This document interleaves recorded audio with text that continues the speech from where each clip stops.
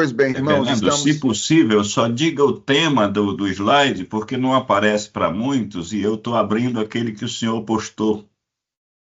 Hum? Nós ainda estamos lidando com o segundo slide da semana passada, certo? Que ainda lida com a visão cristã de origem.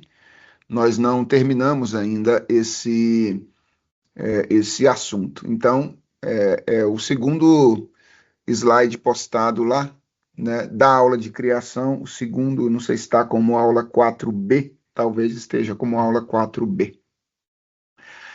Pois bem, irmãos, o que nós estamos fazendo desde a semana passada é oferecer uma articulação da cosmovisão cristã reformada, seguindo aquilo que eu chamei de modo ou forma de articulação narrativa. Lembrando que, segundo o James Siren, dando nome ao elefante, uma cosmovisão pode ser articulada ou interrogativamente, né, ou afirmativamente, ou narrativamente. E nós estamos seguindo aqui, então, o modelo de articulação narrativa e oferecendo uma articulação da cosmovisão cristã reformada. Nosso esforço na semana passada começou no sentido de descrever alguns elementos fundamentais que nós podemos encontrar ou pressupostos ou afirmados na narrativa da criação, feita em Gênesis capítulo 1 e 2, mas, obviamente, também feita na Escritura como um todo, visto que a Bíblia não fala de criação apenas em Gênesis capítulos 1 e 2.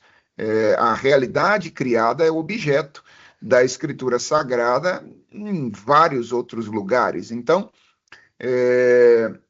o que nós estamos fazendo é tentar pensar no texto sagrado alguns elementos e implicações fundamentais da visão cristã de origem, que é aquilo que nós chamamos de criação.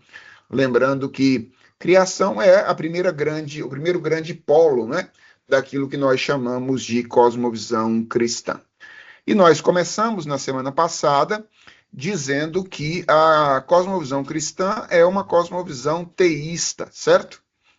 Teísta no sentido de que o grande pressuposto da cosmovisão cristã é a existência e a atuação de Deus.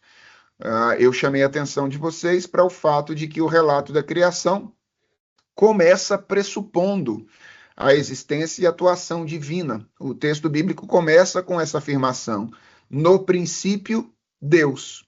Então, antes de todas as coisas serem, Deus é, não é? E as coisas que vêm a ser, ou existem a partir do ato livre e intencional do ser divino. Aqui nós temos um aspecto importantíssimo na tradição reformada, que é o aspecto da distinção criatura-criador. Ao contrário do que afirmam outras visões religiosas, no cristianismo existe uma distinção radical entre o ser divino e o ser da realidade criada. É por isso que Deus diz, através do profeta Isaías, né? Os meus caminhos não são os vossos caminhos, os meus pensamentos não são os vossos pensamentos. E a nossa tendência é interpretarmos essa expressão apenas em termos quantitativos. Mas a tradição reformada tem afirmado que a distinção criatura-criador não é apenas quantitativa, mas é qualitativa, não é? É óbvio que para nós é sempre muito difícil, uma vez que somos criaturas, pensarmos na maneira como o Criador faz coisas que nós fazemos semelhante. Então, quando nós refletimos, por exemplo, sobre o pensamento do Criador, não é? Ele diz: os meus pensamentos não são os vossos pensamentos. A nossa tendência é interpretar isso, por exemplo, em termos quantitativos, pensando que Deus conhece mais do que nós pensamos ou conhecemos, ou que Deus conhece as coisas em um tempo diferente do tempo em que nós conhecemos, então ele conhece antes das coisas existirem. No entanto, irmãos, é importante lembrar que, à luz de uma perspectiva reformada, essa distinção não é apenas quantitativa, mas é qualitativa. Não é que Deus conhece antes das coisas serem ou existirem. Veja só, quando a gente diz Deus conhece antes das coisas serem ou existirem, nós já estamos trabalhando com a categoria de tempo.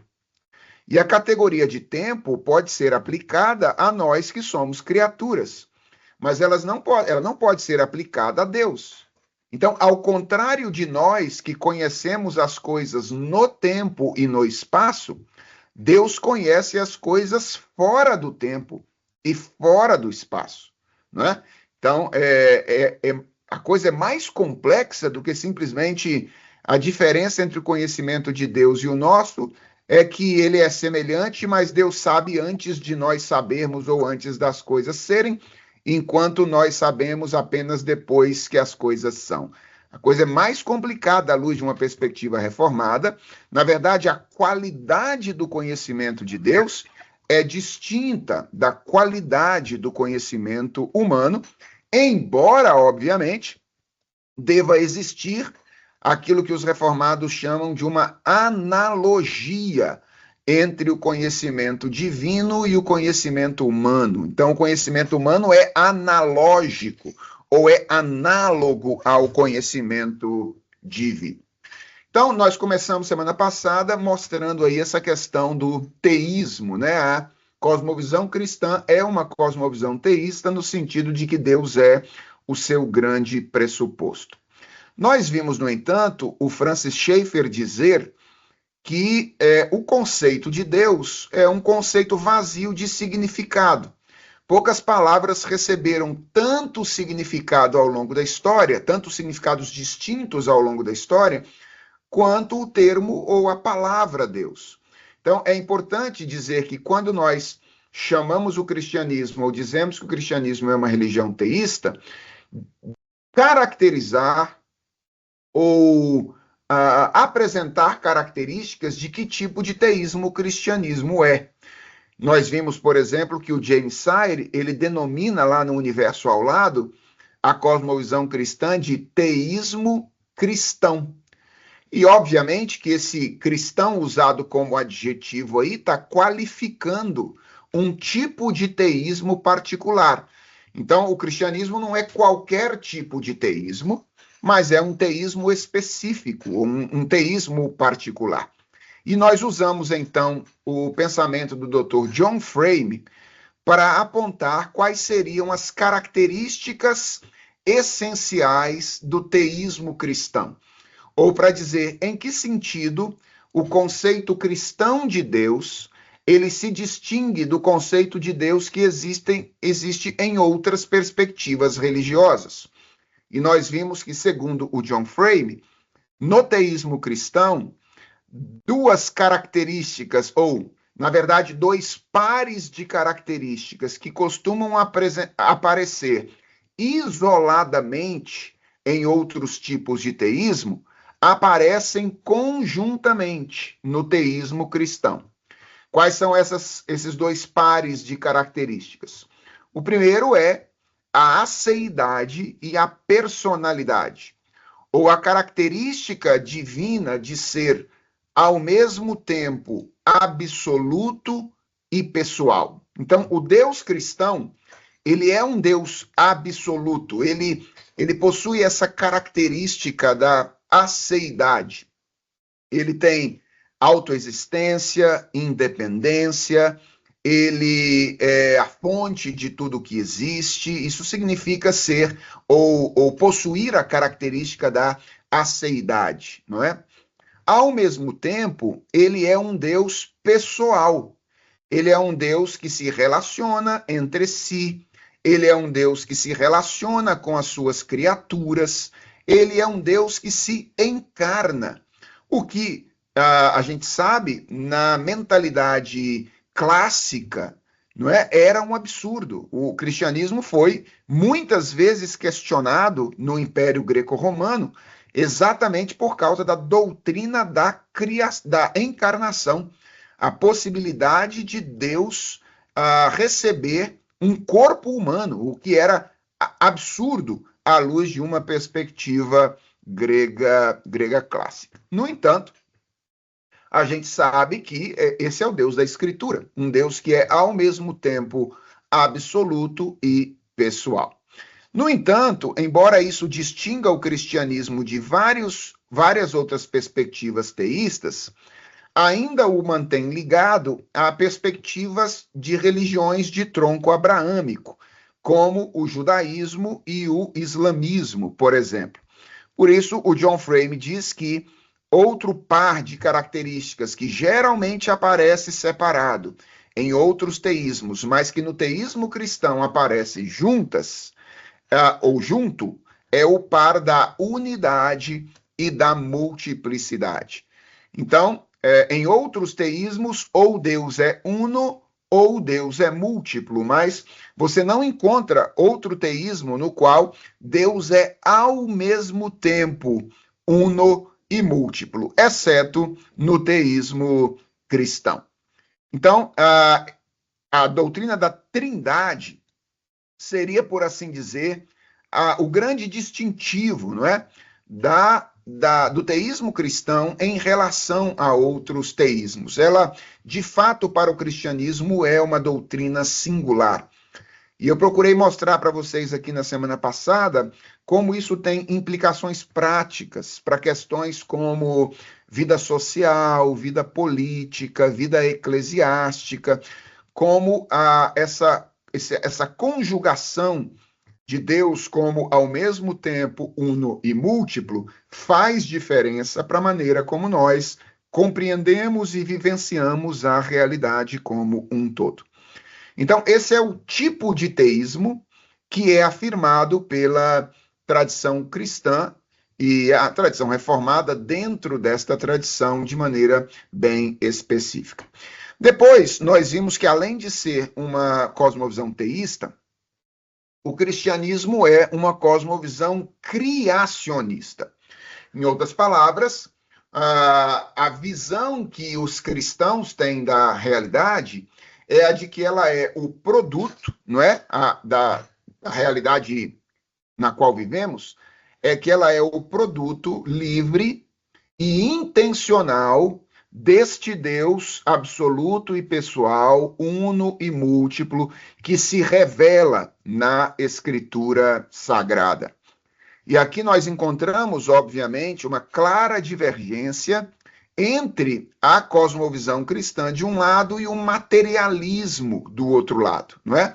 O materialismo sustenta que a realidade na qual nós vivemos é fundamentalmente material e que essa realidade veio à existência casualmente por meio da acumulação de eventos sucessivos aleatórios, não é? É a visão que frequentemente se tem da realidade numa perspectiva materialista.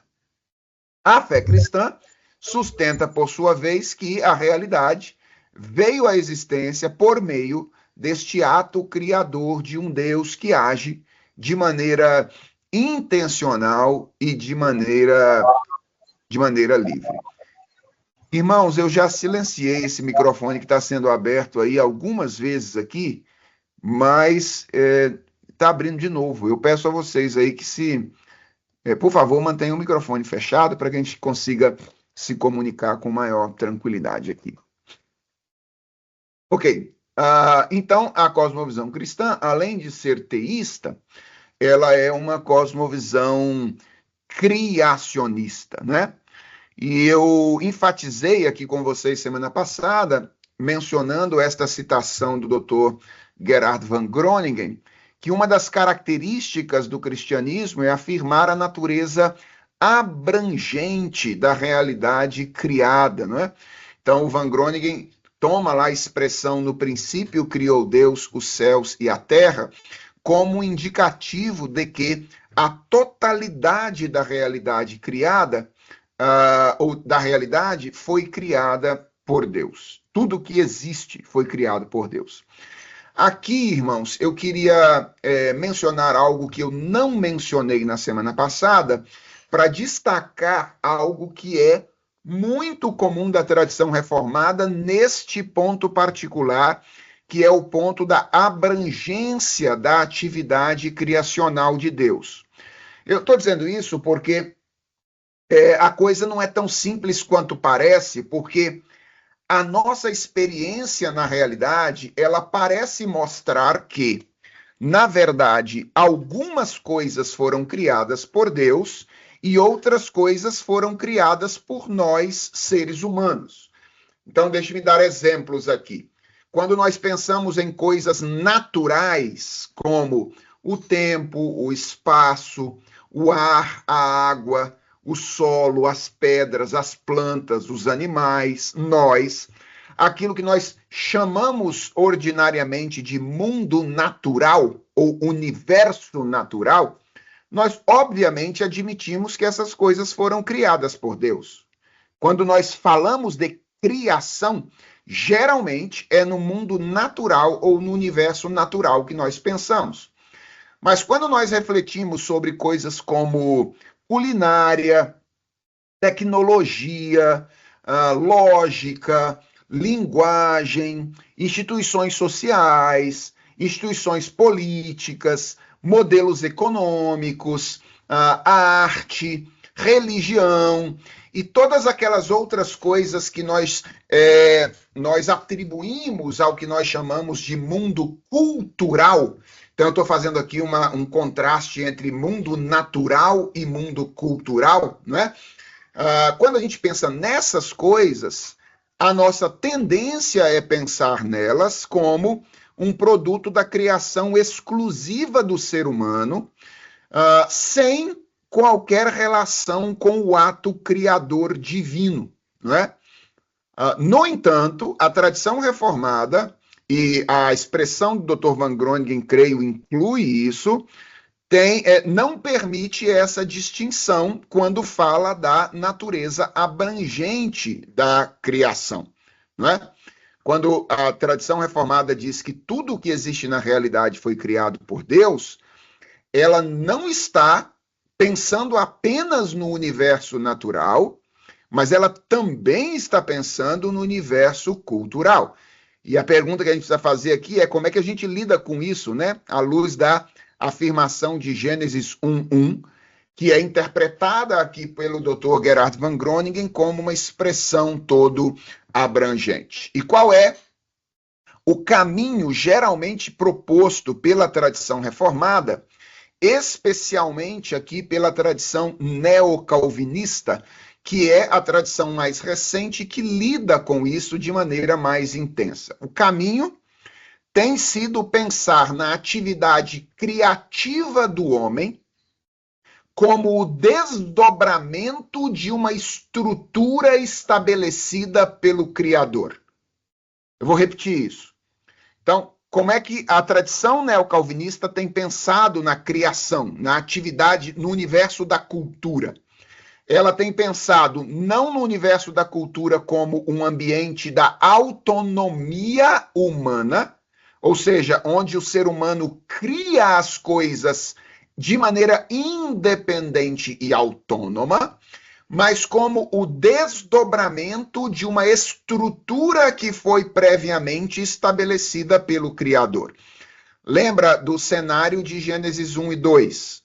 Deus cria a realidade, organiza o mundo para receber o ser criado à sua imagem e semelhança, cria o ser humano no sexto dia da criação e dá a ele a ordem de fazer aquilo que Deus havia feito. Ou seja, de desenvolver a criação para a glória de Deus. Agora, veja que coisa interessante. Deus organiza uma realidade que ele próprio trouxe à existência. O homem desenvolve uma realidade que não foi ele que trouxe à existência, mas uma realidade que ele já encontrou, em certa medida, pronta, quando ele veio à existência a partir do ato criacional divino. Então, o ser humano é esse ser criativo que é capaz de trazer à existência coisas que antes não existiam, combinando elementos que são previamente dados por Deus, não é? E essa é a diferença da ação criativa de Deus e do homem. É que a ação criativa de Deus é criação ex nihilo, né? Deus cria a partir do nada. Enquanto a criação que o homem realiza quando cria cultura, quando ele traz à existência instituições sociais, instituições artísticas, políticas, modelos econômicos e etc., ele não o faz a partir da sua própria liberdade autônoma, mas ele o faz a partir das condições prévias que Deus estabeleceu, certo? Então, é curioso pensar no texto criacional. Vejam só, isso aqui é muito importante. Pensar no texto criacional não apenas na atividade criacional de Deus, não abrangendo apenas objetos materiais ou coisas concretas, mas também pensar na criação de Deus como envolvendo dimensões de existência imateriais, nas quais nós funcionamos como seres criados à sua imagem e semelhança. Eu vou dar um exemplo disso para vocês. Gênesis capítulo 2, 18, certo? Gênesis 2, 18. Passagem muito conhecida de todos nós, que é a passagem do detalhamento da criação da mulher. Lembra que a gente tem, obviamente, a mulher criada, ou um relato resumido da criação da mulher em Gênesis 1, 27, quando diz lá que façamos o homem, criou Deus, pois o homem à sua imagem e semelhança, homem e mulher os criou. Então ali você já tem um relato resumido, mas há um relato detalhado da criação da mulher a partir do versículo 18 do capítulo 2. Veja, o texto começa com uma afirmação bastante interessante, que é a afirmação: não é bom que o homem esteja só. Vocês se lembram disso em Gênesis 2:18, né? Não é bom que o homem esteja só. Na maioria das vezes, nós interpretamos esta expressão como uma constatação, certo? Como se Deus estivesse olhando para a realidade depois que criou as coisas e então tivesse percebido que estava faltando alguma coisa, não é? Que ele, na verdade, esqueceu de criar alguma coisa e estava faltando alguma coisa que deveria ter sido criada ali. Bem, além do problema óbvio que essa interpretação nos traz para o próprio ser de Deus e a nossa compreensão dele, veja que isso é esquecer o contexto narrativo ou literário do texto.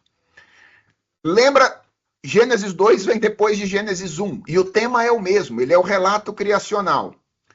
Gênesis 1 possui uma fórmula criacional. Qual é a fórmula criacional? E disse Deus. Todas as vezes que Moisés escreve em Gênesis 1, e disse Deus, o que vem depois é um ato criativo, é um ato da criação divina. E disse Deus, haja luz, e houve luz. E disse Deus, brotem as ervas. E disse Deus, povoem os mares de animais. Então, todas as vezes em que essa expressão aparece, o que o autor do texto está dizendo virá um ato criacional. Como é que começa Gênesis 2:18? Não começa com não é bom que o homem esteja só. Começa com disse mais o Senhor Deus. Ou seja, a fórmula criacional aparece de novo aí.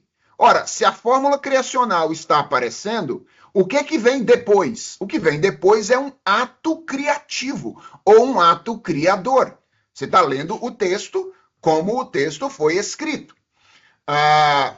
Isto significa que, e esta é a maneira como muitos pensadores neocalvinistas têm encarado essa expressão, que a expressão não é bom que o homem esteja só, não é uma constatação, mas é uma expressão criativa.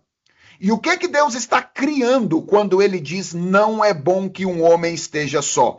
Não é um objeto concreto, uma coisa concreta. É uma dimensão de existência que é a dimensão social. Então, sociedade, ou a sociedade, concretamente falando, ela é a positivação humana de uma estrutura criacional que Deus trouxe à existência. Por que o ser humano se organiza socialmente? Se você for participar de um curso de sociologia que não é biblicamente orientado, um curso de sociologia materialista, possivelmente você vai ouvir a seguinte resposta: porque no enfrentamento do cosmo ou da realidade que está ao seu redor, que impõe ao ser humano diversos problemas, historicamente, para superar esses problemas que o cosmo impõe ao ser humano, ele entendeu que se organizar socialmente seria mais produtivo. Então, a razão pela qual o homem se organizaria socialmente seria horizontal, o enfrentamento das condições difíceis que a realidade ao seu redor impõe ao ser humano. Mas o ser humano poderia ter nunca se organizado socialmente se ele quisesse enfrentar isso sozinho, à luz de uma perspectiva materialista. À luz de uma perspectiva cristã, veja só, sociedade não é um ente que foi criado pelo ser humano a partir da sua autonomia criativa. Sociedade é um ente que foi criado pelo ser humano a partir da necessidade que ele possuía de desenvolver uma dimensão da realidade que não foi ele que criou. Foi Deus que criou. Foi Deus que disse: nesse mundo que eu trouxe à existência, as criaturas que são criadas à minha imagem e semelhança, ou seja, são feitas como eu, para se relacionarem umas com as outras, lembra? Deus é um ser plural, Pai, Filho e Espírito Santo, que se relacionam entre si antes da eternidade existir. João capítulo 17 nos dá um vislumbre desse relacionamento intratrinitário que Pai, Filho e Espírito Santo desfrutaram antes da realidade ser o que ela é. Como Deus traz à existência esse ser criado à sua imagem e semelhança e cria uma realidade que tem os seus traços, ele também impregna essa realidade ou atribui a essa realidade uma dimensão social. Ele cria uma dimensão social que o homem, inevitavelmente, precisa desenvolver, porque este é o mandato, ou é a ordem e a razão de ser pela qual Deus o criou. Então vejam só, irmãos, e pensem nas implicações disso, certo? Pensem nas implicações disso. Se a sociedade é um produto da autonomia humana, então o regramento social pode ser mudado e alterado a bel prazer do ser humano. Se a sociedade é um produto da ação divina, da ação criacional divina, ou seja, ela está ancorada na atividade criativa de Deus, então o ser humano não pode mudar o regramento criacional que Deus estabeleceu para reger a criação a seu bel prazer. Porque ela não é um produto da sua liberdade. Ela é um produto, sim, que o ser humano está trazendo à existência, desenvolvendo, mas ancorado na atividade criativa de Deus. Então, quando a tradição reformada afirma a natureza abrangente da criação, é abrangente nesses termos, irmãos. Não é simplesmente dizer que os elementos da natureza foram criados por Deus, mas os elementos da cultura, tanto quanto os da natureza, encontram a sua estrutura fundacional na atividade criativa de Deus. E o que eu estou dizendo aqui para a sociedade poderia ser dito a respeito da economia, a respeito das artes e da beleza, não é? Por que que nós produzimos arte? Ora, porque Deus criou uma criação, uma realidade que tem beleza, que tem uma dimensão estética. A arte é um produto da criação humana, mas a estética ou a beleza da qual ou na qual a arte funciona é um produto da criação divina. Então, concluindo aqui um pouquinho dessa introdução, o que a fé cristã diz sobre a origem da realidade? Ora, o que ela diz é que, basicamente, em todas as suas dimensões, a realidade é um produto da ação livre e intencional de um Deus absoluto e pessoal, uno e múltiplo, que criou uma diversidade de seres e de aspectos, dentre os quais um ser é singular, porque foi criado à sua imagem e semelhança, que é o ser humano. Dito isso, nós passamos então, isso já fizemos um pouco na semana passada, a apontar algumas implicações do ato criacional divino. Então, o que significa dizer que a realidade é uma realidade criada? Bem, em primeiro lugar, isso significa assumir uma postura realista a respeito da realidade ao nosso redor.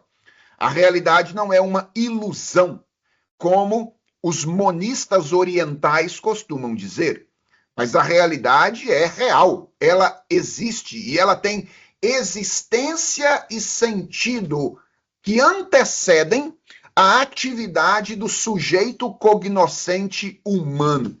Então, a realidade, ela tem independência em relação ao sujeito humano, porque ela é produto de um sujeito divino.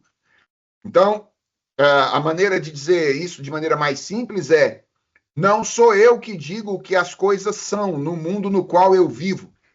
Não sou eu que atribuo o sentido de maneira absoluta à realidade na qual eu estou. Embora eu seja um sujeito do conhecimento e eu esteja o tempo inteiro atribuindo sentido à realidade.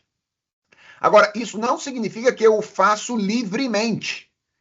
Eu faço, na verdade, diante de uma realidade cujo significado independe, a princípio, do significado que eu atribuir. Então, o significado que eu atribuir à realidade, ele pode ser mais ou menos verdadeiro, mais ou menos justo, na medida em que ele se aproxima ou se distancia do significado que o sujeito divino atribuiu à realidade, certo?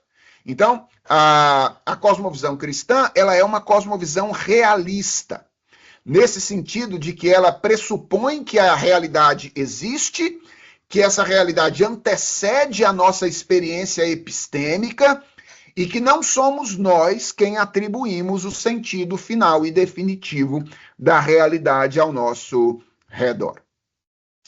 Então, ela afirma que a realidade tem sentido independente do sujeito cognoscente. Essa é uma implicação importante. Haja luz, houve luz.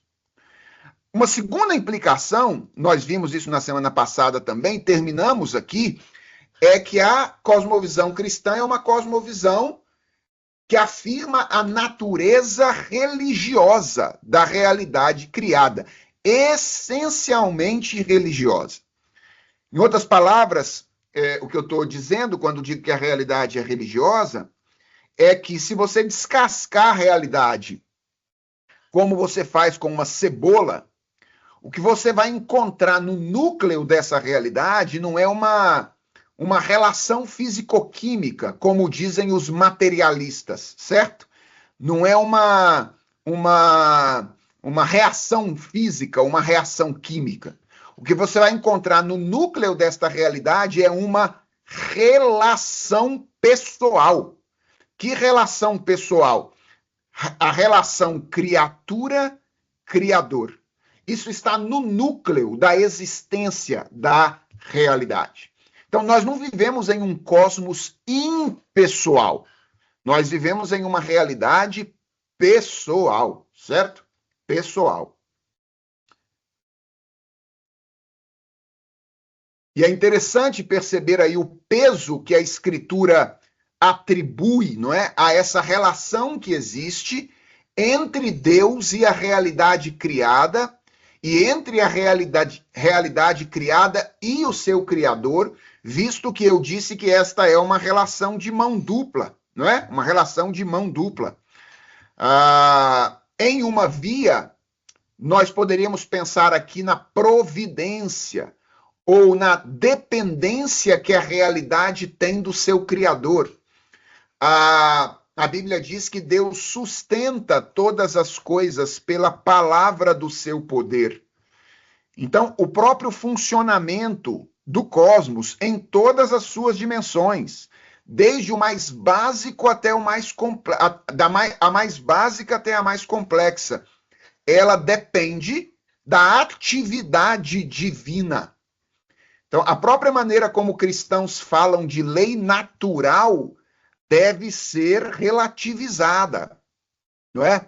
Relativizada em que sentido? No sentido de que as leis naturais, elas não existem independentemente do Criador. Nós não somos deístas, nós somos teístas.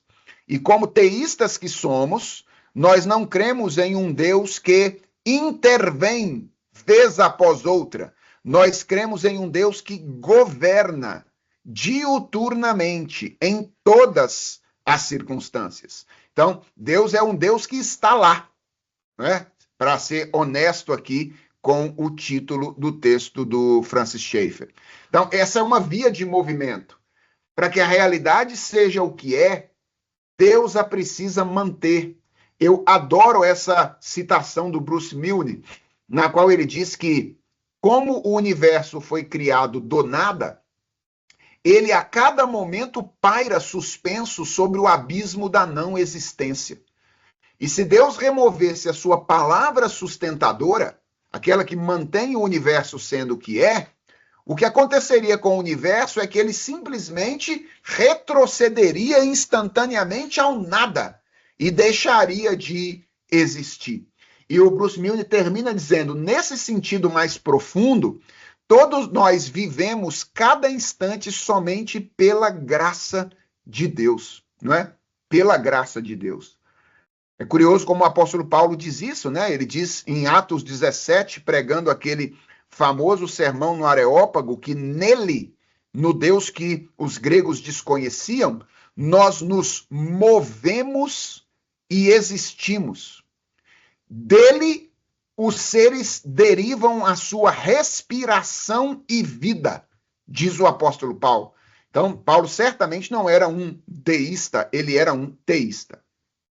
Agora, do outro lado da doutrina da providência, nós temos a doutrina da revelação.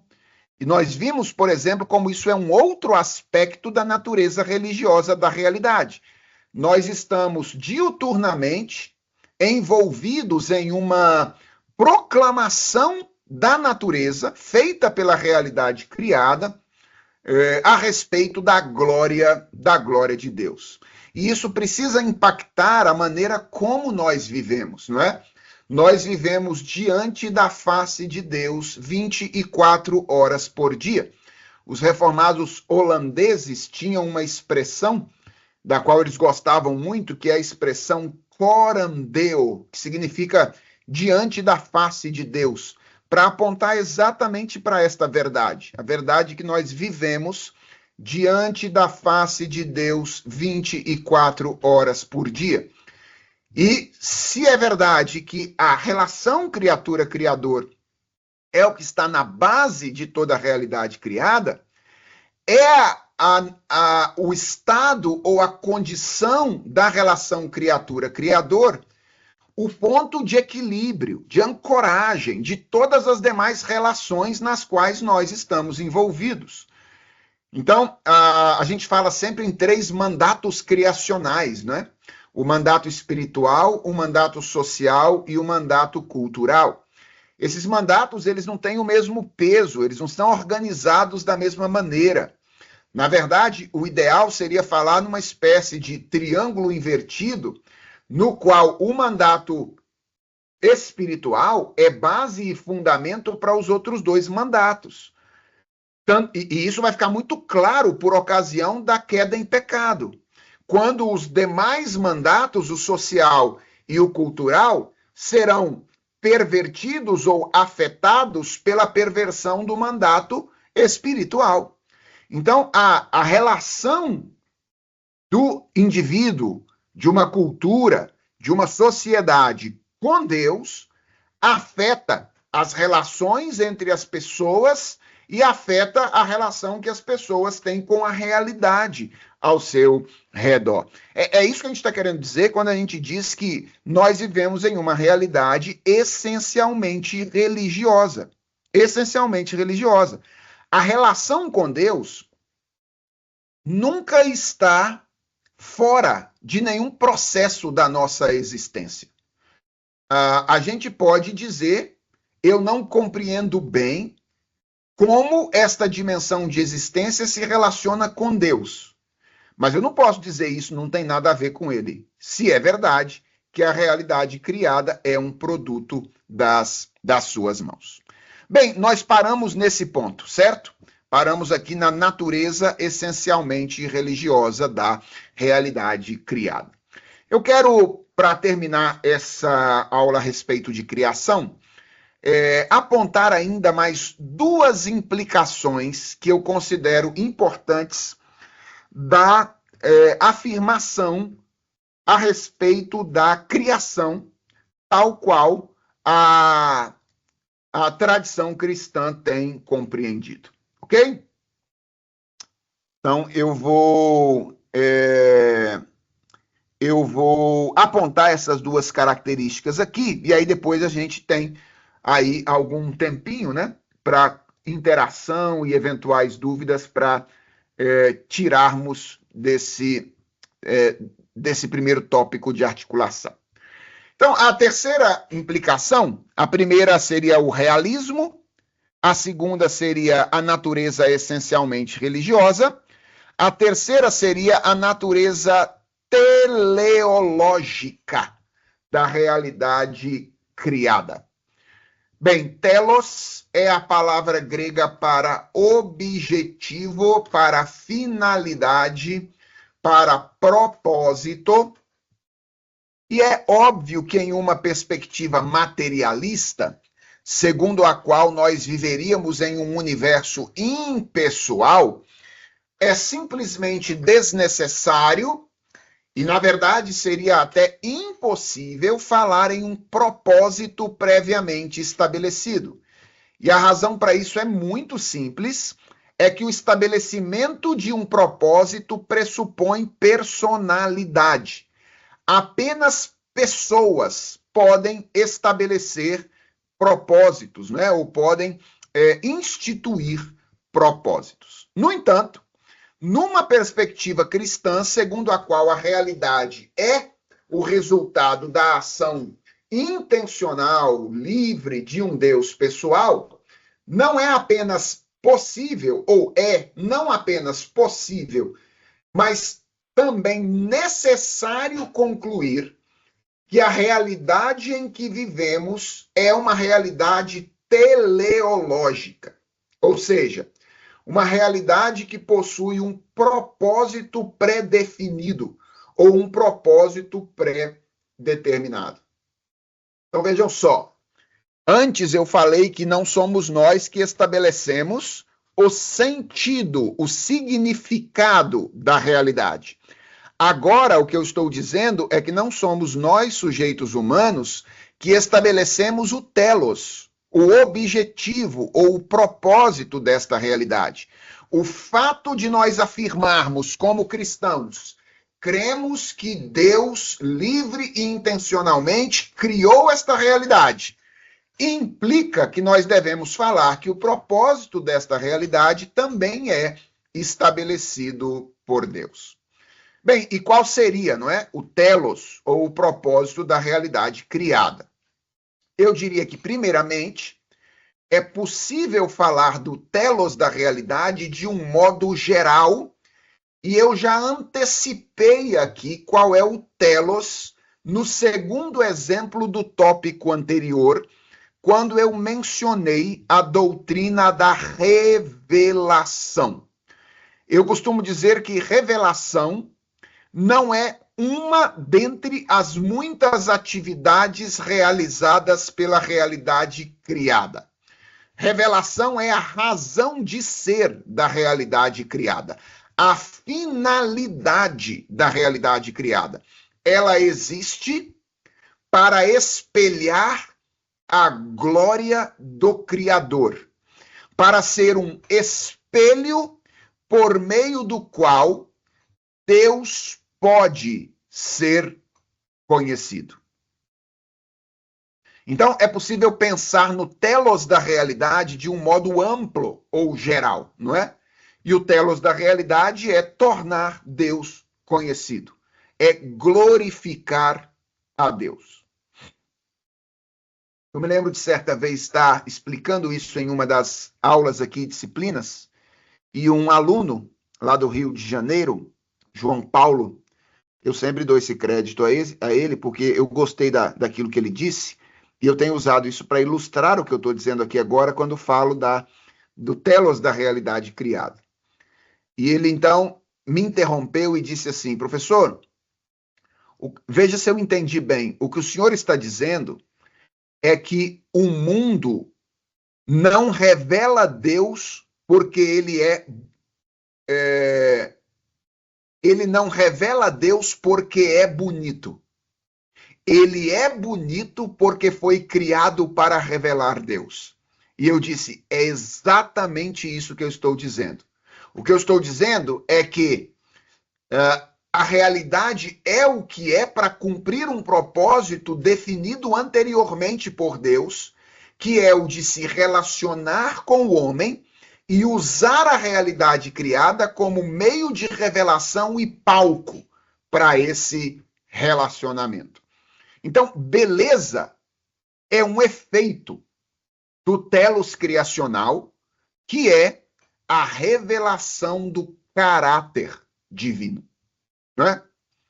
E é isso que explica porque a busca humana pela beleza é uma busca complexa e sem fim.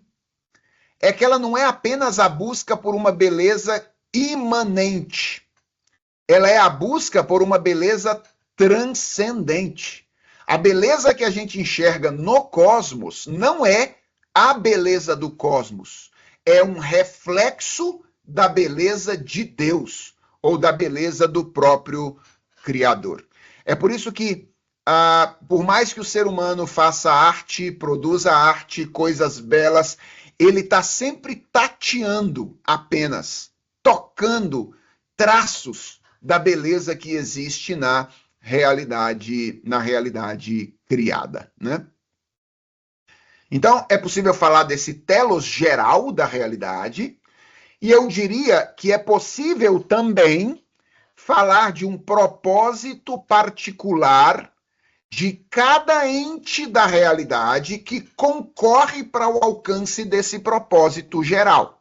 Então, assim como a realidade inteira tem um propósito, cada ente da realidade, cada coisa criada, ou seja, essa coisa um objeto ou uma perspectiva, tem o seu propósito dentro deste propósito maior, não é?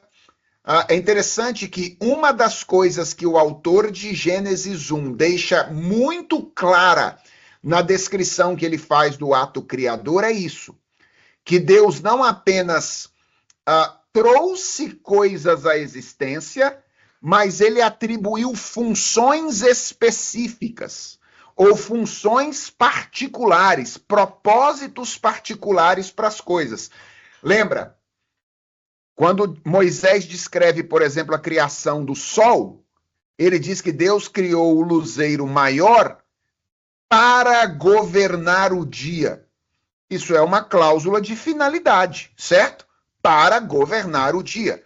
E ele criou o luzeiro menor para governar a noite. Então, veja, Deus não apenas traz a realidade à existência, ele não apenas diz, existe um astro grande aí, uma fonte de luz grande, uma lâmpada grande. Não é só isso que Deus diz.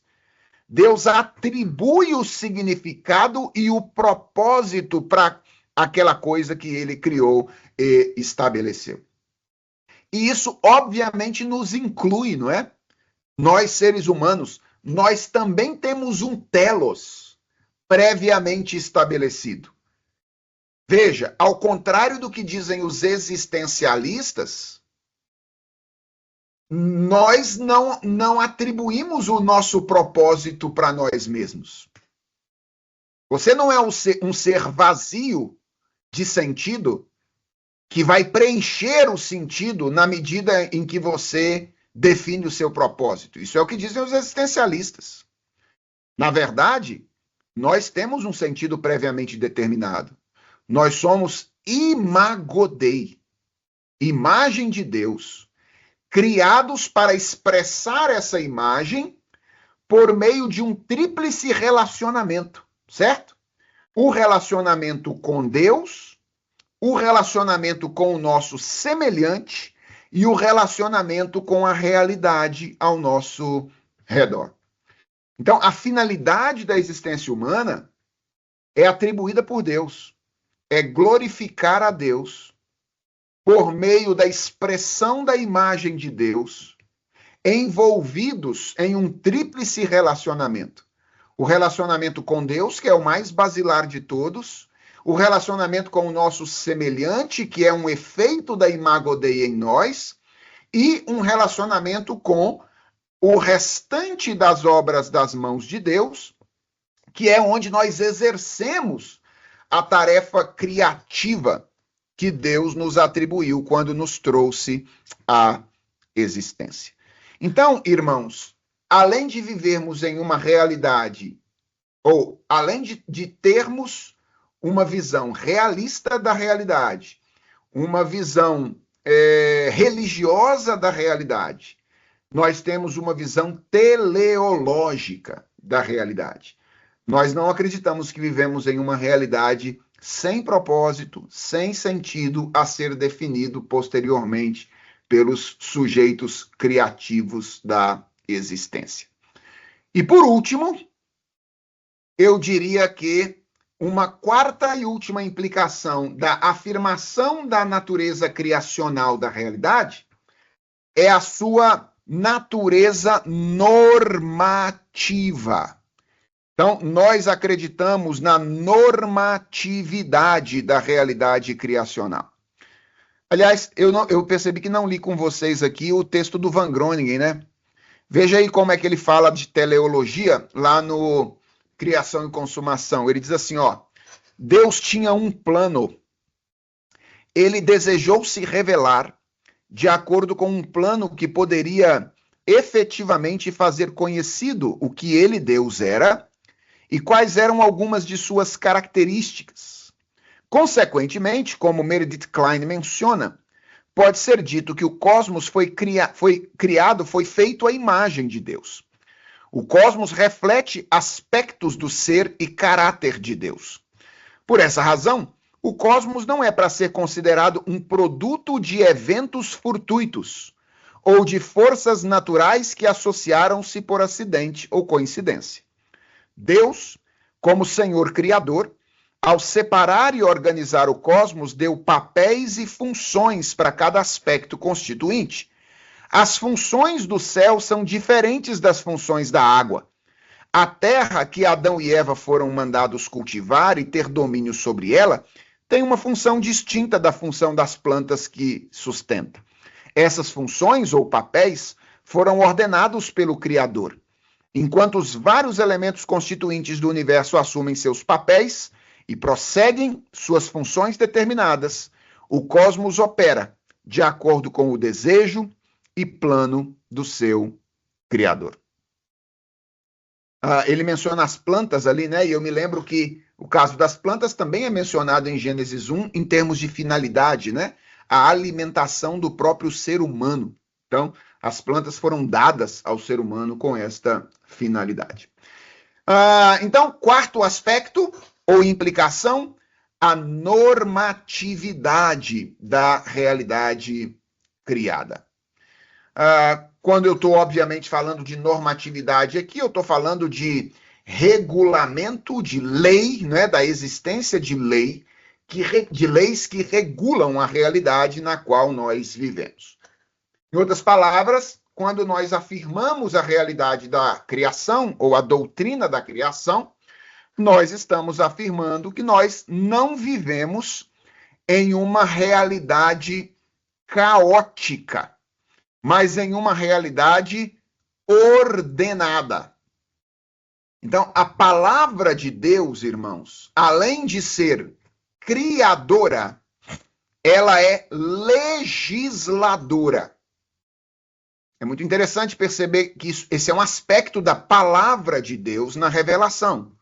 Quando Deus fala, ele legisla, ele estabelece normas, não é, para o funcionamento da realidade. Então, isto significa que há um ordenamento, há um conjunto de leis, de normas, que regula o funcionamento da realidade criada. Mais uma vez, deixe-me chamar aqui à baila em nossa conversa a distinção que eu fiz no começo da aula de hoje entre o universo natural e o universo cultural. Lembram dessa diferença, né? Eu fiz essa diferença no começo da aula de hoje. A existência desse ordenamento é muito facilmente perceptível no universo da natureza, certo? Qual é o nome que a ciência moderna usa para se referir às regularidades percebidas no cosmos? O nome é lei. Lei científica, leis físicas, leis químicas, leis biológicas. Então, a própria ciência afirma, ciência secular, ao afirmar a existência dessas leis, está reconhecendo a existência de um ordenamento criacional, ou seja, um regulamento que Deus estabeleceu para normatizar dimensões de existência como a dimensão física, a dimensão química, a dimensão biológica e assim sucessivamente. E como, vejam só, neste universo natural,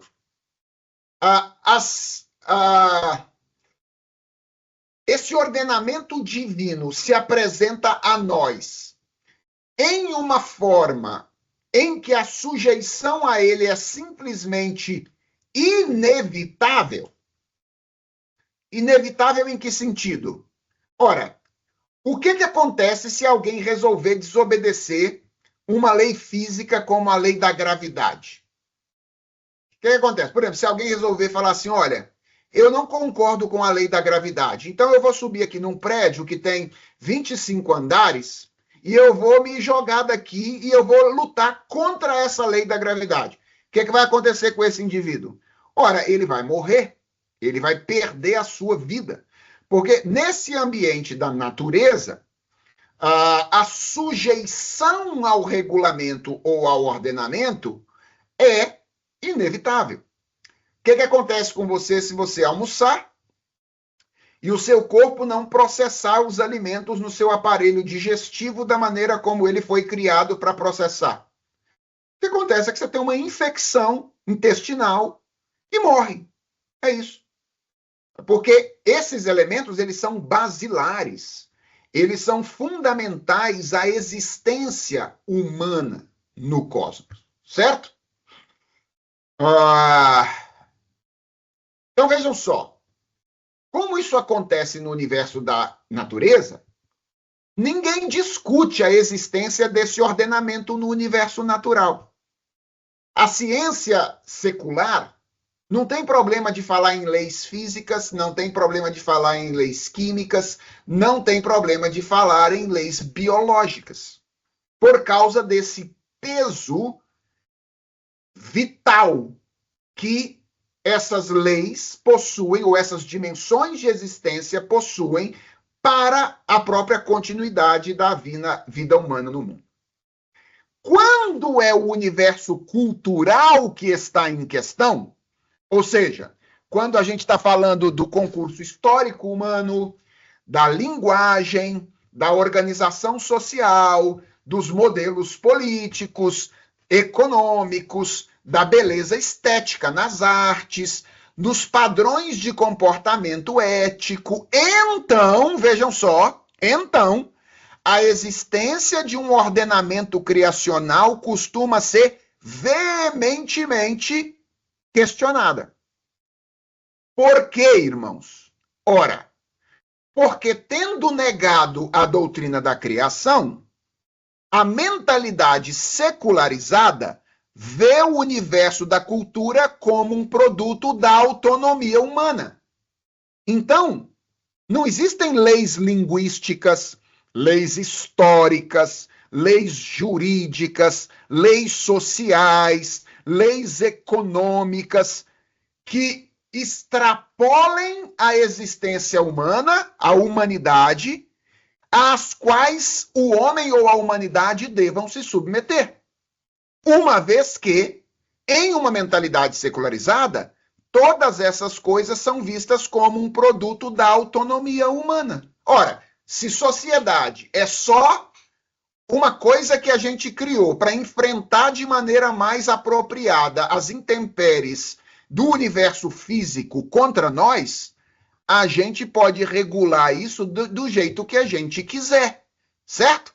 Então, há uma tendência de encarar esses ambientes culturais como desprovidos de qualquer balizamento fundamental e completamente abertos para o exercício da liberdade humana.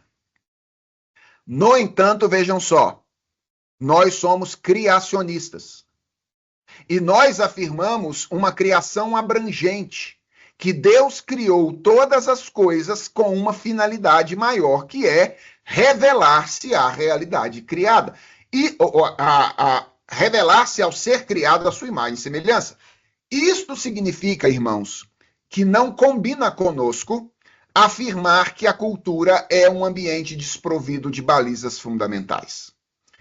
Assim como nós afirmamos que existem leis físicas, químicas e biológicas que regulam o universo, nós também precisamos afirmar que existem leis históricas, linguísticas, jurídicas, morais, sociais, econômicas, que Deus estabeleceu para regular essas dimensões de existência, às quais nós fazemos bem em nos submeter para o desenvolvimento da realidade na qual nós estamos envolvidos. E o que eu acho muito interessante é que a Escritura, ela não faz diferença entre o mundo natural e o mundo cultural quanto à existência de um ordenamento criacional. Pelo contrário, ela sustenta que a mesma palavra que normatiza o mundo natural normatiza o mundo cultural. Deixa eu mostrar isso para vocês. Salmo de número 147, versículos 15 a 20. Salmo de número 147, versículos 15 a 20. O texto bíblico diz assim, ó: Ele envia as suas ordens à terra e sua palavra corre velozmente. Dá a neve como lã e espalha a geada como cinza. Ele arroja o seu gelo em migalhas. Quem resiste ao seu frio? Manda a sua palavra e o derrete. Faz soprar o vento e as águas correm. Olha que interessante. Essa é a maneira da Bíblia dizer ou explicar os processos climáticos no mundo no qual nós vivemos. A poesia bíblica está aqui explicando o movimento climático, a vinda da neve e da geada e o derretimento desta geada ou desta neve pelo calor. E como é que a poesia bíblica explica isso? Como um ato da palavra de Deus. Ele envia suas ordens à terra. E sua palavra no singular, a segunda pessoa da Trindade, o Cristo pré-encarnado, corre velozmente. Ele é a palavra de Deus, a palavra que se fez carne. E ele é quem joga a neve e a geada sobre a realidade. Então, veio neve. Como é que a Bíblia interpreta isso? Deus mandou. A palavra dele saiu correndo e a neve está presente aí. Ato de Deus. Agora, desgelou. Veio o calor e a neve deixou de existir. Como é que a Bíblia diz que isso aconteceu? Deus mandou a palavra dele de novo sair correndo. A palavra dele saiu correndo e derreteu tudo que está lá. Então, veja só. Existe um regulamento divino, um ordenamento divino que regula o funcionamento da realidade física no mundo no qual nós vivemos, certo? Agora, olha que curioso. Sem nenhum tipo de disclaimer e explicação, o autor do Salmo diz o seguinte: manda a sua palavra a Jacó. Que palavra, irmãos? A mesma palavra que tinha saído correndo antes para botar o gelo e para tirar o gelo. Essa mesma palavra, diz o texto bíblico, ele mostra a Jacó as suas leis e os seus preceitos a Israel. Não fez assim a nenhuma outra nação. Todas ignoram os seus preceitos. Aleluia. Você percebeu como é que o salmista migra do universo natural para o universo cultural, atribuindo à mesma palavra leis, normas ou regulamentos, chamados ali também de preceitos. Então, sem nenhum disclaimer, o salmista diz que a mesma palavra que regula o universo da natureza, regula o universo da cultura e foi revelada. Obviamente, isso aqui é uma referência à escritura sagrada, enquanto os princípios morais, sociais, espirituais de Deus para reger a realidade na qual nós vivemos. Veja, o Kuyper vai trabalhar com esse princípio em sua teoria das esferas. Ele vai dizer que toda vida criada necessariamente carrega em si uma lei para sua existência, instituída pelo próprio Deus. Existem, por conseguinte, diretrizes de Deus para o nosso corpo, para o sangue que percorre nossas artérias e veias, e para os nossos pulmões, como os órgãos da respiração. E até mesmo existem diretrizes de Deus na lógica. As leis da lógica, elas não foram criadas por Aristóteles. Elas foram descobertas e expressas por Aristóteles. Mas elas foram criadas por Deus. Pensar logicamente é a maneira correta de se pensar, porque o mundo é criado. E você não pode pensar do jeito que você quiser. Você está submetido a leis de pensamento que Aristóteles articulou e chamou de lei do princípio de identidade, lei do terceiro excluído. Mas ele não criou essas leis, ele as descobriu. Então, existem diretrizes de Deus na lógica para regular os nossos pensamentos. Diretrizes de Deus para a nossa imaginação no âmbito da estética.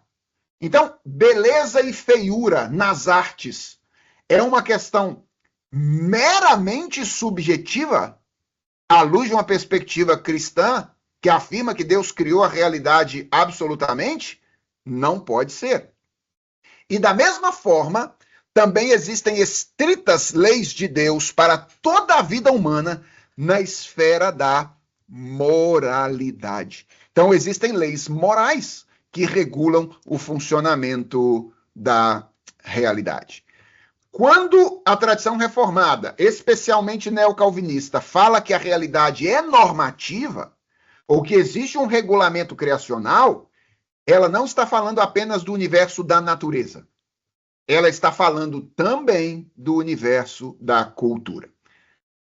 Último adendo antes de encerrar minha aula aqui.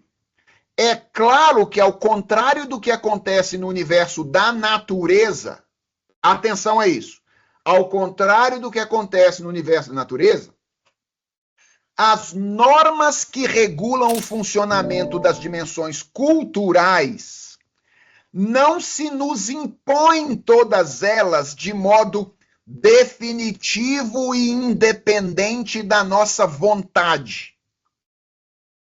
Lembra, cultura é a criação desenvolvida pelo homem. Então, as normas culturais, elas precisam ser descobertas e positivadas pelo ser humano, certo? O ser humano, ele é livre para reconhecer ou se opor às normas criacionais que Deus estabeleceu no ambiente da cultura. Por quê? Porque a cultura é o ambiente no qual ele, como representante de Deus, atua para desenvolver a realidade criada. Então, nós somos livres para reconhecer ou não as normas que Deus estabeleceu no ambiente da cultura. Por exemplo, você pode dizer, eu não quero me submeter às leis da lógica? Pode. Fica à vontade. E eu confesso a vocês que tem uns trabalhos de alunos que a gente recebe aqui de vez em quando que parece isso aí. Parece gente querendo brigar com as leis da lógica, certo? Querendo lutar contra as leis da lógica. Você pode dizer assim, eu quero ignorar os padrões sociais que Deus estabeleceu. A sociedade humana pode fazer isso? Pode. Ela é livre para fazer isso. Ela pode dizer, eu quero ignorar os padrões estéticos que Deus estabeleceu para o regulamento da realidade. Ela pode fazer isso? Pode. Agora presta atenção. Assim como o bom funcionamento do nosso corpo e a manutenção da nossa vida estão sujeitas à sujeição às normas no universo da natureza, assim também o sucesso da cultura é dependente da sujeição às normas que Deus estabeleceu. Então veja só, você pode dizer assim, eu quero ignorar as leis da lógica e vou pensar do meu jeito? Pode. Qual será a consequência disso? A consequência disso é que você vai pensar errado. E possivelmente as outras pessoas não vão entender aquilo que você quer dizer. Certo? Porque você está ignorando a norma criacional que Deus estabeleceu. A sociedade pode dizer assim, nós não estamos nem aí para as normas ou para as leis estéticas que Deus criou. Nós vamos chamar o belo de feio e o feio de bonito. Pode, pode. Mas qual vai ser o resultado? O resultado é que ela vai colher feiura e vai se tornar cada vez mais feia, ao invés de se tornar cada vez mais bela. Uma sociedade Vou levar as últimas consequências, tá? Pode ignorar completamente o padrão social de regulação de vínculos de casamento que Deus estabeleceu? Porque lembra, logo depois de criar a sociedade, não é bom que o homem esteja só. Nós temos a revelação de que Deus regulou o funcionamento disso. Qual é o regulamento básico para a vida social? Por isso deixa o homem pai e mãe, se une à sua mulher, tornando-se os dois uma só carne. Casamento heterossexual monogâmico. Essa é a lei básica de regulamento da vida social. Uma sociedade poderia dizer assim, a partir de hoje, nenhum homem casa com mulher e nenhuma mulher casa com homem na nossa sociedade e cultura. Aqui só vai ter casamento homem com homem e mulher com mulher. Pode? Pode. Qual é a consequência final se uma sociedade resolver fazer isso? A consequência final é a extinção, certo? Ela deixa de ser, porque um dos aspectos é a procriação. Então, veja como é que isso é uma regra, é uma lei. Para que a sociedade se mantenha, ela precisa se submeter, pelo menos em parte, a esse regramento que Deus estabeleceu. Irmãos, vejam só. Qual é meu ponto aqui agora? O meu ponto é, ao fazer essa descrição toda, é mostrar para vocês o que a gente diz, ou o que a gente está dizendo por implicação lógica, quando a gente diz, eu sou um criacionista. Eu acredito que Deus criou a realidade. Tá tudo isso dentro do pacote, quando a gente diz isso. Isso aqui são só implicações lógicas daquilo que a gente diz quando disse, eu acredito que Deus criou a realidade. Eu estou dizendo, olha, eu sou um teísta, eu sou um criacionista, eu sou um realista, eu sou alguém que valoriza a dimensão religiosa, eu sou alguém que crê na natureza teleológica da realidade, eu sou alguém que crê na normatividade da realidade. E isso ajuda você a perceber também onde é que discursos cristãos são inconsistentes. Quantas vezes você vê alguém dizendo, eu sou um cristão, eu acredito que Deus criou todas as coisas, mas para mim, beleza é apenas uma questão de subjetividade. Ora, então você não é um criacionista consistente. Você me desculpa, mas você não é um criacionista consistente. Porque você não pode afirmar as duas coisas e ficar tranquilo. Ah, não, eu acredito que Deus criou a realidade, mas eu acho que o propósito da vida humana é a gente que estabelece. Ora, então você não é um criacionista estrito sensu. Você me desculpa, mas o seu criacionismo tem um problema. O seu cristianismo tem um problema. Porque quando você afirma que Deus criou a realidade, o que você está afirmando junto com isso são exatamente essas coisas que eu acabei, ou nós acabamos de mencionar. Certo? Então, essa é a articulação que eu tinha preparado aqui para o primeiro polo, que é o polo da criação. Vamos interagir aí durante uns 10 minutinhos. Quero ouvir primeiro o Marcelo. Reverendo, demais irmãos, bom dia. Bom dia. Sobre essa última questão, desse exemplo que o senhor colocou, eu concordo plenamente, né? Deixo isso de antemão, né? Uma sociedade pode ignorar completamente o padrão social de regulação de vínculos de casamento que Deus estabeleceu. Contudo, a consequência final é a extinção. Ela deixa de ser. Mais ou menos isso que o senhor disse. A questão é, hoje nós lidamos com a realidade de avanços tecnológicos, de avanços aí nessa questão geracional, né? Com bebês de proveta e todas estas coisas. Isso cria para nós um problema nessa argumentação quando a gente vai discutir esse tema com uma turma que defende ideologia de gênero. Saia desse aparente cheque, né, que eles colocam quando, por exemplo, eu argumento que isso levaria uma sociedade à extinção e eles contra-argumentam dizendo que nós temos tecnologia suficiente para resolver esse problema. É verdade. Eles não estão errados quando eles dizem isso. Mas aí, no mínimo, eles estão também dizendo que, graças a Deus, que a sociedade nunca pensou como eles até que esses meios tecnológicos surgissem, certo?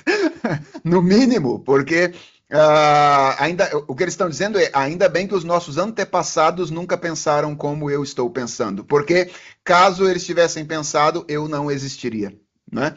Então, eu diria que é um caminho, mas, obviamente, não é uma bala de prata. Eu acho que a ideologia de gênero tem N outros problemas que a gente poderia eventualmente apontar. Okay. Beleza? Obrigado. André. Professor, bom dia. Dia. Quando a gente se depara com comunidades tribais, né? Vou dar exemplo aqui, as comunidades indígenas, e muitas vezes comunidades que nunca tiveram contato com a palavra, com a revelação especial de Deus, e muitas vezes eles desenvolvem adoração a elementos da natureza, ou eles olham a grandeza do sol e adoram ali ou o Deus Sol, ou o Deus do Sol, o Deus da chuva. Isso é idolatria ou é uma manifestação dessa natureza teleológica? Ou é a evidência dessa natureza teleológica? Eles conseguiram chegar a Deus a partir do propósito da criação. Qual a sua visão? É as duas coisas, André. É uma amostra de que a realidade na qual nós vivemos é essencialmente religiosa e que o ser humano tem senso de divindade plantado no seu coração, mas que em uma realidade de queda, que é o segundo ponto, lembra que cosmovisão cristã não é apenas criação, antes fosse, tem queda aí no meio, esta direção religiosa que antes estava direcionada para Deus, agora está direcionada para outros elementos da revelação de Deus e não para o lugar onde deveria. Então, é ao mesmo tempo uma evidência da natureza religiosa do ser humano e da realidade e uma evidência da idolatria. E aqui eu vou dar uma dica para vocês. Em geral, nos atos humanos, essas duas coisas estarão presentes. Porque o ser humano, ele é, ao mesmo tempo, a grandiosidade que Deus criou, imago Dei, e a desgraça que o pecado causou nele. Então, na grande maioria dos atos humanos, estarão presentes a genialidade natural de um ser criado à imagem e semelhança de Deus. E as sementes da apostasia resultantes da queda em pecado. E a gente sempre tem a tendência de achar que essas duas coisas elas aparecem de maneira isolada.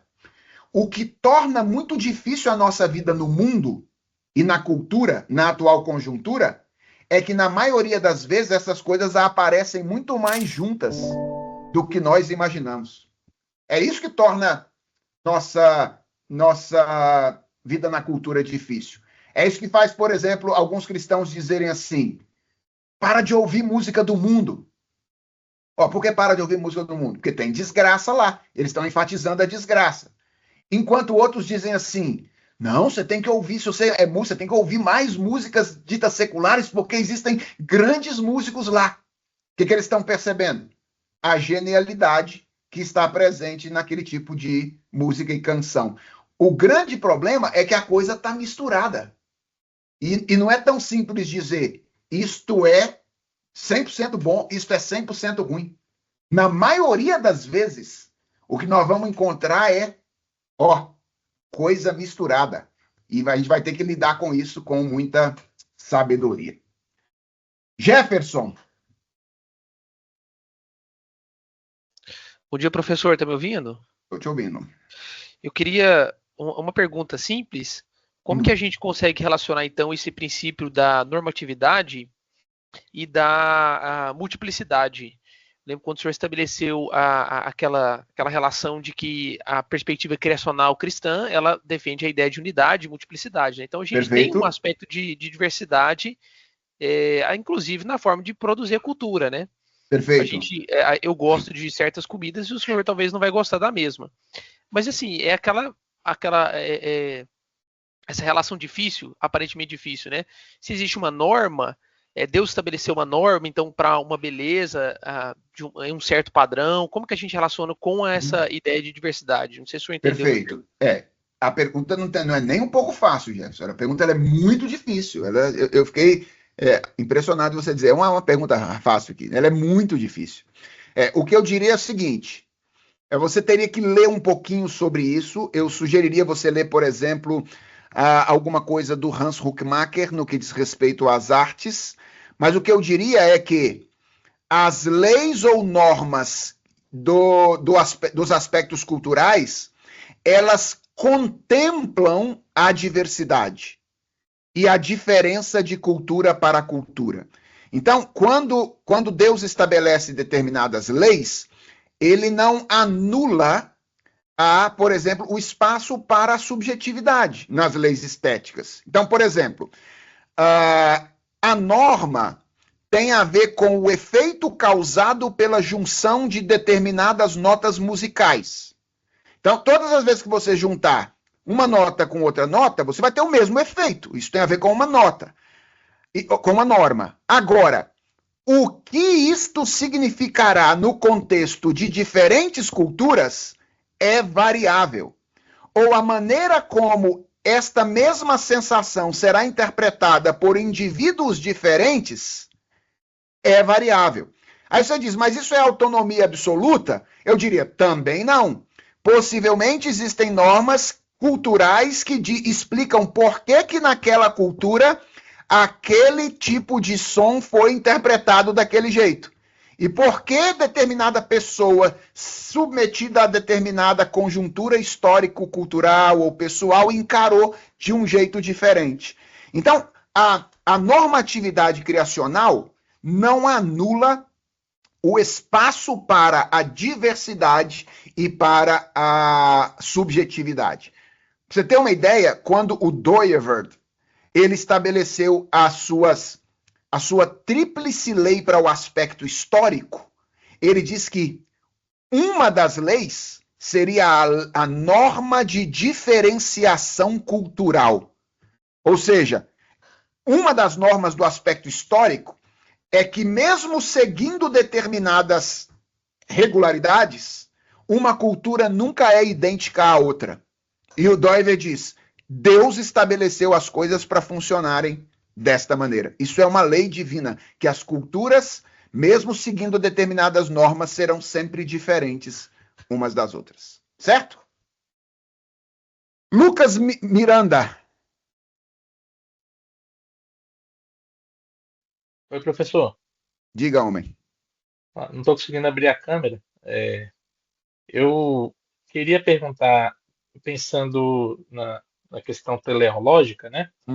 E aplicando a queda. Eu não sei se estou me antecipando aqui, mas eu pensei assim, já que Deus, então, na sua providência, ele está governando todas as coisas, e afinal ele criou todas as coisas com um propósito, pensando na queda, à luz lá de Romanos 9, 22 e 23, que ele diz, que diremos, pois, se Deus, querendo mostrar sua ira e dar a conhecer o seu poder, suportou com muita paciência os vasos de ira preparados para a destruição, a fim de também que desse a conhecer as riquezas da sua glória nos vasos de misericórdia que de antemão preparou para a sua glória. Então, a queda, então, teria o propósito de Deus revelar a sua ira e o seu poder e também as riquezas da sua glória. Eu poderia afirmar dessa forma porque a gente sabe que a queda também não pegou Deus de surpresa, né? Estava nos planos dele. Então, sem dúvida, a queda foi para isso. Sem dúvida. Assim também? Sem dúvida. Essa é uma das... Mais um assunto difícil, mas essa é uma das razões que tem sido apontadas frequentemente por teólogos reformados para não explicar em todos os aspectos a presença do mal no mundo, mas de demonstrar a plausibilidade dele, não é? Qual seria o argumento? O argumento de que o mundo, com a realidade ou a presença do mal na realidade, torna conhecidos atributos de Deus que não seriam conhecidos caso o mal não estivesse presente. Então, atributos como misericórdia, graça, não seriam conhecidos como se o mal não estivesse presente na realidade. Então, essa é uma das razões que alguns personagens têm usado para explicar a plausibilidade do mal no mundo, né?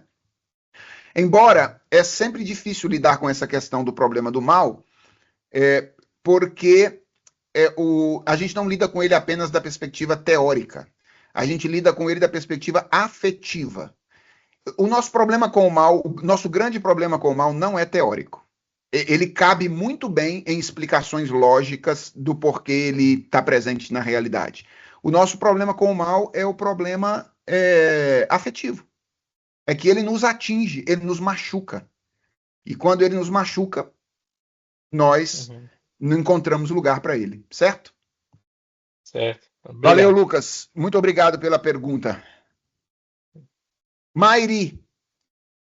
Professor, Oi. quando o senhor falou sobre a cosmovisão no aspecto religioso, a implicação religiosa, o senhor apresentou, então, um triângulo invertido, e na base, né, digamos, do triângulo seria a questão espiritual. Né? Mandato espiritual. Mandato espiritual que se desdobra, né, no cultural e social. Então, vamos pensar primeiro na aplicação disso nas questões das leis naturais. Então, o homem, dentro da sua criatividade, se utilizando das leis naturais que já existem, por exemplo, pode criar uma bomba atômica, que é uma coisa ruim, né? Porque a base espiritual de que o fez criar isso que influenciou esse tipo de criação, né? É uma capacidade criativa, mas para o mal. Quando a gente vai pensar nas questões das leis culturais, e a gente pensando na base espiritual dessa criação, e pensando que, na verdade, o nosso bem é cada dia mais, né, sermos mais parecidos, tomarmos a forma da imagem do seu filho, quer dizer, sermos parecidos com Cristo. Então, quando eu fico imaginando assim, que a base espiritual de filósofos, de pensadores, teóricos, não é uma base espiritual de origem cristã, né? Eu posso imaginar que eles poderão produzir pensamentos, reflexões que possam ajudar o homem, e pensando que ajudar seria reconciliá-lo com Deus. Eu creio que o senhor deve estar entendendo o que eu quero dizer, ou eu preciso explicar mais? Não, eu acho que ficou claro a sua questão. Eu creio, Mairi, que nós precisamos trabalhar com uma gradação de ajuda, né? Quando você diz pensadores não cristãos podem criar ou podem elaborar teorias que resolvam o problema da humanidade, a resposta é óbvio que não. Porque o problema da humanidade é essencialmente um problema espiritual. Então, a menos que a humanidade resolva esse problema, não tem solução para a humanidade, certo? E quando eu falo isso, olha só, eu não estou sendo piegas, não. Porque parece que eu estou sendo piegas, assim, tipo, veja só, não tem como resolver o problema do mal no mundo a não ser por meio da cruz. Não tem outro jeito, assim, só existe um jeito de resolver o problema do pecado. É o problema de um sacrifício expiatório que Jesus Cristo realizou. Olha para as tendências políticas tentando lidar com o mal e com o pecado. Olha para a direita e para a esquerda tentando resolver o problema do mal e dos crimes na sociedade onde eles estão. Não tem jeito. A tendência de um lado é justiçamento sem misericórdia. Do outro lado é misericórdia sem justiça. Essa é a tendência o tempo inteiro. O tempo inteiro. Só existe um jeito de resolver o problema do mal no mundo. E esse jeito é a cruz. É só Deus que resolve esse negócio. Então, enquanto nós vivemos do lado de cá, nós vamos ter que lidar com essas tentativas fracassadas de lidarmos com os nossos problemas e da nossa limitação em alcançar as soluções que Deus propõe para nós na pessoa do seu Filho Jesus Cristo. Então, não existe resposta definitiva fora de Cristo. Não existe resposta definitiva.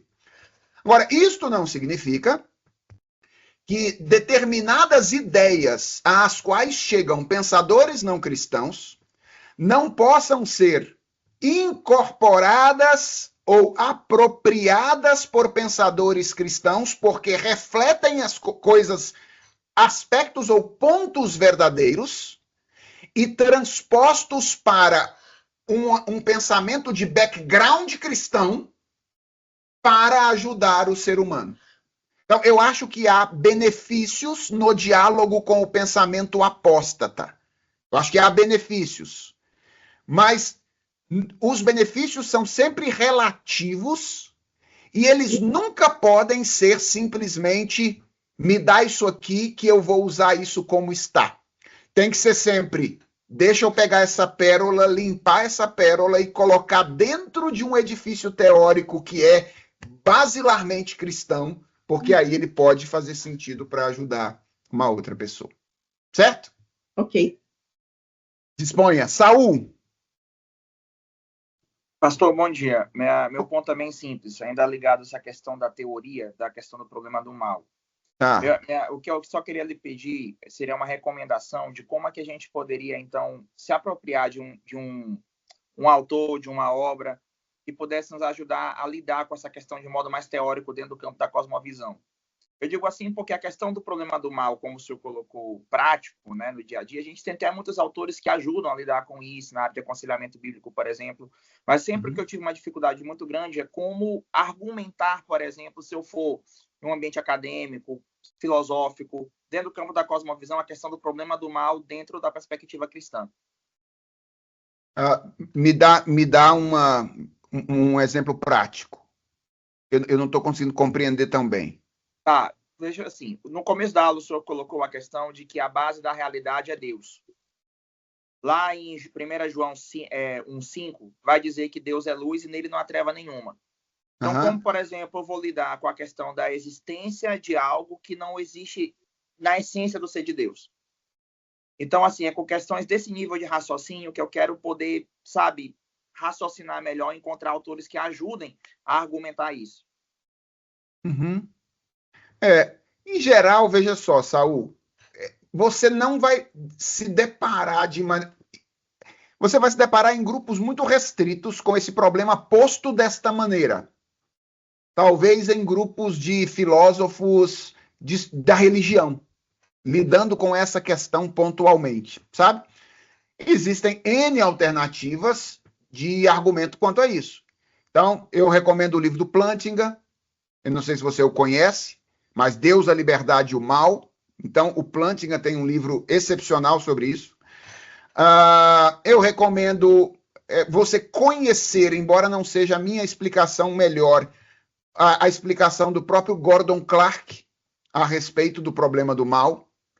Então, na visão cristã de Deus e dos homens, você tem uma tratativa específica disso, do próprio Gordon Clark. Eu recomendo você conhecer o argumento do William Lane Craig sobre esta questão. Você pode encontrar no Cosmovisão, no Filosofia e Cosmovisão Cristã, publicado pela Vida Nova. Então, você tem ali.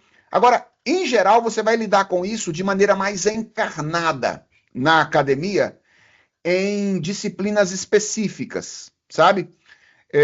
E aí, eu acho que uma saída, uma alternativa, é demonstrar a insuficiência das explicações apóstatas. Porque eles têm algumas explicações. E eu acho que você lidar, por exemplo, no âmbito da sociologia e etc., com a insuficiência das explicações que a visão secularizada dá, sem necessariamente querer explicar a coisa, ou seja, reconhecendo a complexidade, já é um início interessante. Tá? Márcio, último. Bom dia, professor. Bom dia aos colegas. Minha pergunta tem a ver com algo que um colega falou anteriormente, professor. Sim. Sobre a argumentação que as pessoas utilizam para defender que não é o que eles chamam de, não é necessário que a sociedade preserve o modelo que eles chamam de modelo tradicional de família, como se existissem outros modelos possíveis para a manutenção da sociedade. Tá. E aí o colega afirmou que eles usam o argumento da tecnologia. Sim. Seria exagerado dizer que o fundamento argumentativo é falso, porque ainda, mesmo com o uso da tecnologia, você ainda precisa de material biológico de homens e mulheres para a preservação da espécie? Entendeu a pergunta? Eu entendi. Eu estou só refletindo sobre ela. Eu diria que essencialmente sim. Essencialmente sim. Mas a discussão, acho que esse é o ponto mais importante para mim aqui, mas a discussão da ideologia de gênero não é uma discussão que diz respeito à procriação. Ela é uma discussão mais relacionada à vivência afetiva do que propriamente à questão da reprodução. Então, eu não sei se esse é um tipo de questão que viria à tona fundamentalmente, porque a questão é mais o direito que duas pessoas teriam de atribuírem afeto romântico e, obviamente, terem práticas sexuais ou românticas conjuntamente. Então, mas eu acho que o argumento faz sentido. Assim, se a gente estivesse discutindo questão de procriação, obviamente que mesmo com a tecnologia você ainda dependeria desse material. Ele faz sentido. Mas não me parece que seja essa a preocupação dos ideólogos de gênero. Eles não estão tão preocupados com essa questão. Estão mais preocupados com a vivência afetiva. Ok? Obrigado, professor. Disponha. Irmãos, vamos então fazer uma pausa.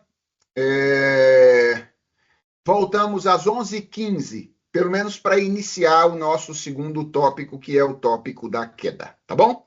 Então, 11h15 nós retornamos, se Deus quiser. Nos vemos.